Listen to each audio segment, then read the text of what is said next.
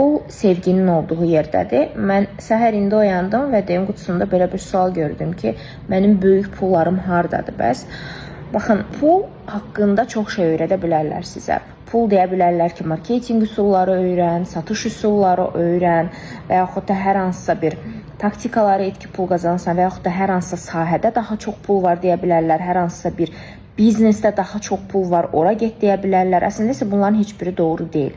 Hamısı yanlışdır. Çünki eyni taktikanın, hətta eyni kitabı, məsələn, Varlı Kəsibatı kitabını milyard insan oxuyub indiyə qədər, amma hamısı onların böyük pulları tapıbmı, yaxşı pullar qazanıbmı? Yox. Pul sevginin olduğu yerdədir. Bunu sizə heç kəs deməyəcək, desələr də başa düşməyəcək çox insan. Mən də sizə izah eləmək istəyirəm. Baxın, əgər pul mövzusunu 3-cü həyat səviyyəsindən baxırıqsa, təslimiyyətdən, yaradanın bu dünyada yaratdıqlarını istifadə etməyimiz üçün bizə verdiyi bir ekvivalentdən gedirsə söhbət, biraz çətin oldu, təzədən dinləyə bilərsiniz. Buna gedirsə söhbət, pul yalnız və yalnız təmiz, saf sevginin olduğu nöqtədə qazanıla bilər. Bu nə deməkdir?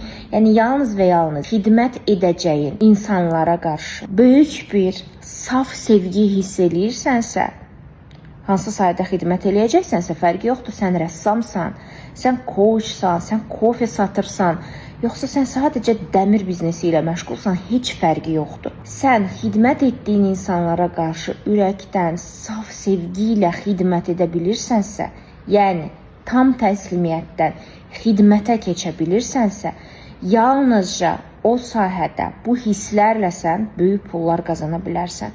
Sən həqiqətən xidmət edəcəyin insanların ehtiyacını başa düşürsən və o ehtiyaclara doğru böyük bir saf sevgi ilə, yaradan sevgisi ilə və özünə qarşı da sevgi ilə və bu sevgidən doğan insanlara qarşı sevgi ilə xidmət edirsənsə, yalnızca o nöqtədəsən böyük pulları görə biləcəksən. Yox, əgər sən hər hansısa bir biznesə, işə, harasa və yaxud da taktikaları öyrənirsən və s. ki, sırf pul qazanasan, sırf orada böyük pullar var, sən bunu bacarmayacaqsın. Bacarsan da bu qısa müddətli olacaqdır və sonrası necə gətirəcəksən onu bilməyəcəksən. Tək etməli olduğun şey ürəyini açmaqdır.